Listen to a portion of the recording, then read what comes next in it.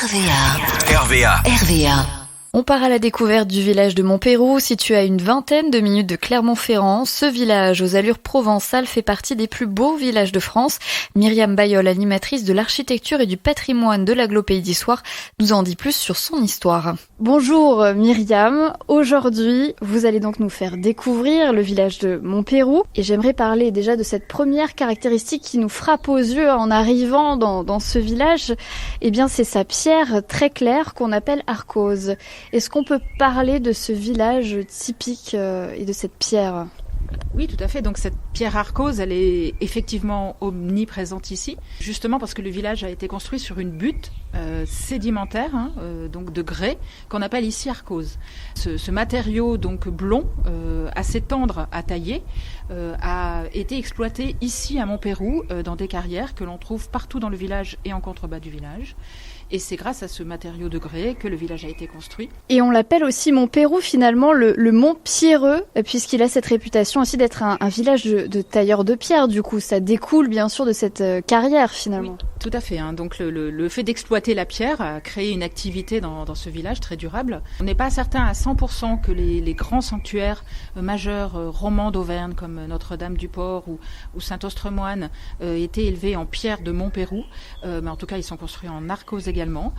En tout cas, ici, la tour romane, la tour maîtresse de Montpeyroux, est bien construite en pierre locale.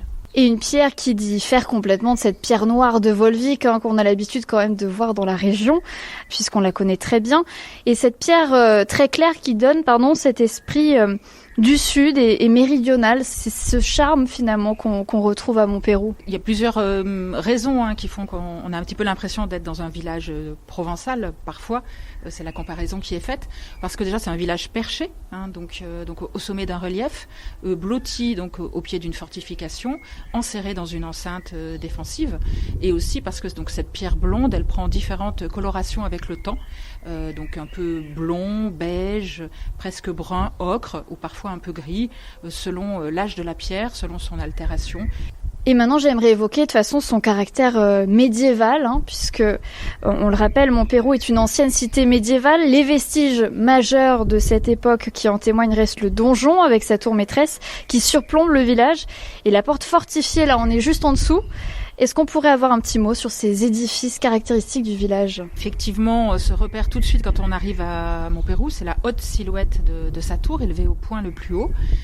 C'est au début du XIIIe siècle, tour circulaire très haute, de 30 mètres, avec donc des dispositions assez caractéristiques qu'on va retrouver sur d'autres édifices en Auvergne. C'est à la fois le point d'ancrage seigneurial, c'est le symbole de l'allégeance au pouvoir royal. Donc cette tour, elle dominait le passage d'une voie médiévale qui serpentait au pied de Montpeyroux. Autre facette de Montpeyroux, c'est un village viticole.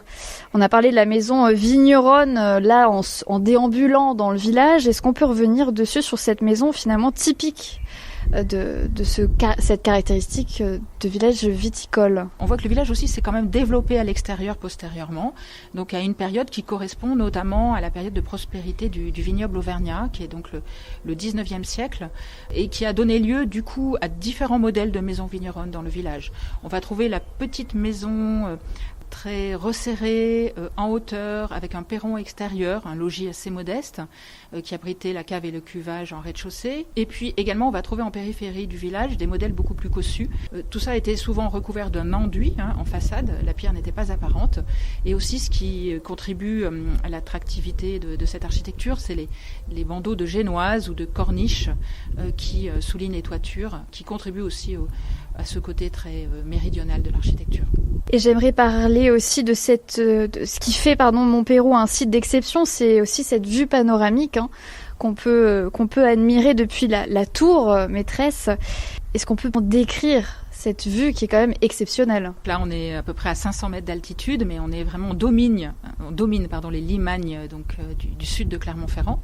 L'Allier, bien sûr, et Coude, qui est le village auquel était associé Montpeyroux donc autrefois, c'était la même commune. Et puis, alors, au fur et à mesure que l'on porte le regard plus loin, on va voir tous les reliefs volcaniques de ce secteur du Puy-de-Dôme, la chaîne du Sancy, bien sûr, ou encore les volcans de la parmi donc les plus anciens volcans d'Auvergne également visibles. Là, j'aimerais revenir sur ce titre qu'a Montpeyroux, qui l'a eu très récemment, vous m'en avez parlé, c'est le statut de plus beau village de France. Pour quelle raison ce village a pu obtenir ce statut ? Alors ce village, il avait été presque abandonné, en tout cas le cœur ancien était déserté dans la première moitié du XXe siècle, du fait donc de la crise viticole, mais aussi de l'exode rural, caractéristique de la fin du XIXe, début XXe. Et c'est grâce à un mouvement de renaissance du village qui s'appelle le village de l'espoir, initié vers les années 1950, que le village progressivement va être reconstruit, rebâti. On peut parler presque d'un village médiéval phénix. Et de fait, petit à petit, dans les décennies qui suivent, des campagnes de travaux, de reconquête du village vont être menées et permettre l'obtention du label de plus beau village de France, qui repose aussi sur la vie de ce village, avec des artisans, des commerces, programmes d'événements, comme le salon des vins bio, qui se déroule chaque année au mois d'avril donc à Montpeyroux.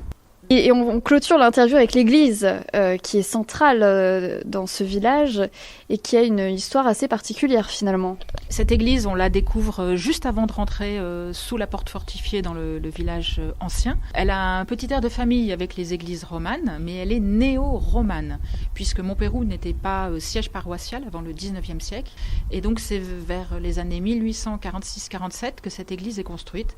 Donc c'est l'église Notre-Dame. On apprécie à l'intérieur des volumes inspirés des églises de pèlerinage auvergnates. On apprécie également la taille de la pierre, des colonnes et des chapiteaux auxquels ont contribué les habitants carriers et tailleurs de pierre du village. Et on y découvre la statue de Saint-Vernis, saint patron des vignerons. On découvre également une série de 22 vitraux qui ont été produits par les ateliers clermontois qui contribuent au renouveau de l'art du vitrail au XIXe siècle. Certains sont signés donc Félix Godin, Adrien Barat ou encore Martial Maillot. Et ils bénéficient actuellement d'une campagne de restauration menée avec le soutien de différentes personnes à l'initiative de la commune et d'une association.